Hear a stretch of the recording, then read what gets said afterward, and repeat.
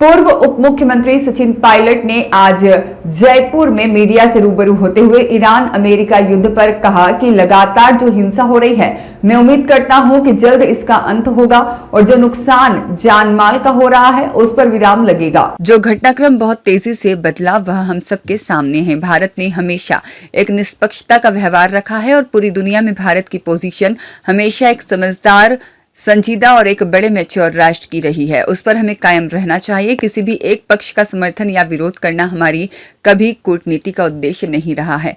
जहां तक जो एक्शन हुआ है अमेरिका के माध्यम से, वह न तो संयुक्त राष्ट्र का है और न ही किसी एलआई का है। अमेरिका ने जो आक्रमण किया है, हम लोगों का जो तटीय इलाका है वहां पर जो समुद्री जहाज को गिराया गया है, मैं समझता हूं इस पर हमारी सरकार को और देश को कोई स्टैंड लेना चाहिए, क्योंकि युद्ध कहीं और हो रहा है और किसी कारणवश हमारा जो क्षेत्र है, क्षेत्रफल है, जो हमारा एरिया ऑफ इन्फ्लुएंस है, उसमें अगर इस प्रकार की वन साइडेड एक्टिविटी होगी तो कहीं ना कहीं भारत की जो टेरिटोरियल इंटीग्रिटी है, भारत का जो निष्पक्ष स्टैंड है, वह हम लोग कुछ नहीं कहेंगे। तो इस बात पर मुझे लगता है कि यह जो चुप्पी है यह गलत है। भारत ने हमेशा सही को सही और गलत को गलत कहा है। जहां तक इजराइल और फिलिस्तीन की बात है, वहां पर भी हमने हमेशा कहा कि टू नेशन थ्योरी होनी चाहिए और चाहे ईरान हो, चाहे अफगानिस्तान हो, चाहे यूरोप ही हो, चाहे रूस ही हो, तमाम देशों के साथ भारत के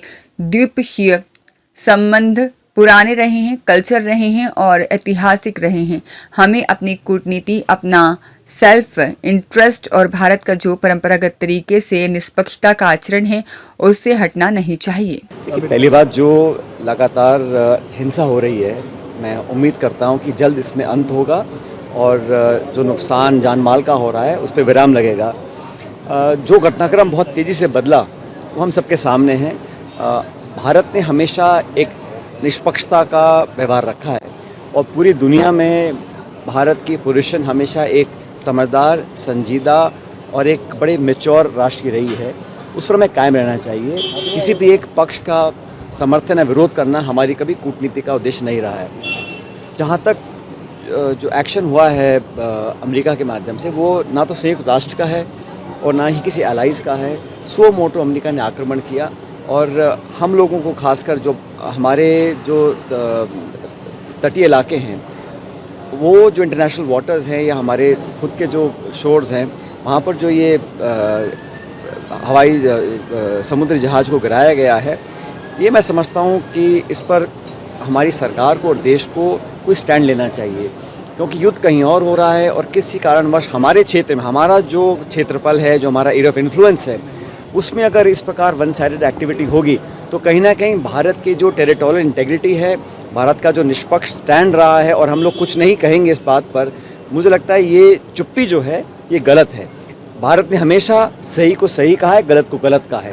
जहाँ तक इजराइल फिलिस्तीन की बात है, वहाँ पर भी हमने हमेशा कहा कि टू नेशन थ्योरी होनी चाहिए, और चाहे ईरान हो, चाहे अफगानिस्तान हो, चाहे यूरोप हो, चाहे रूस हो, तमाम देशों के साथ भारत के द्विपक्षीय संबंध पुराने रहे हैं, कल्चरल रहे हैं, ऐतिहासिक रहे हैं।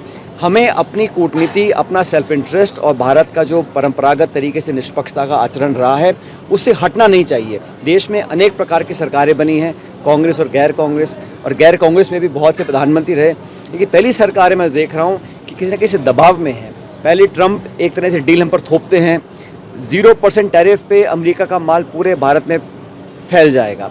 हम लोग 18% टैरिफ देंगे, हम लोग रूस से तेल नहीं खरीद सकेंगे, हम $500 बिलियन का माल उनसे खरीदने की कमिटमेंट कर रहे हैं। ये सारे जो टर्म्स एंड कंडीशंस हैं ये एक तरफा है और हम लोगों ने बिल्कुल कान दबा के इसको मान लिया। देश भर के किसान आज विरोध में हैं, पूरी पार्टी और पूरा समाज समझ रहा है कि आने वाले समय में संकट का काल आएगा किसानों के लिए, दूध उत्पादकों के लिए, कपास किसानों के लिए, सोयाबीन के किसानों के लिए, मक्के के किसानों के लिए।